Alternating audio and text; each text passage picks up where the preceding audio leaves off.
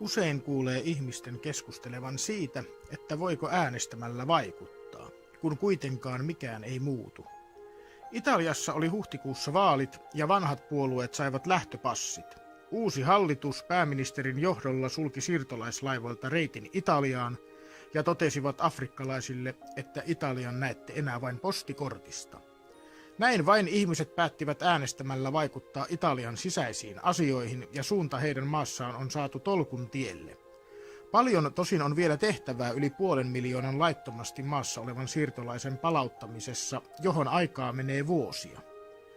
Jokin aika sitten Trumpkin innostui kehumaan Italian suunnanmuutosta siirtolaiskysymyksessä. Vahvat valtiot tarvitsevat vahvat rajat.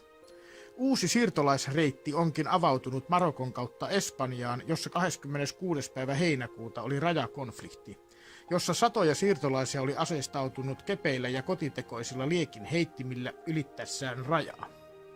Välikohtauksessa loukkaantui 132 siirtolaista ja 16 rajavartijaa. Noin 800 siirtolaisesta ainakin 602 onnistui ylittämään piikkilanka-aidan tullessaan laittomasti Eurooppaan. Kuluvana vuotena Espanjaan on saapunut 50 000 laitonta siirtolaista.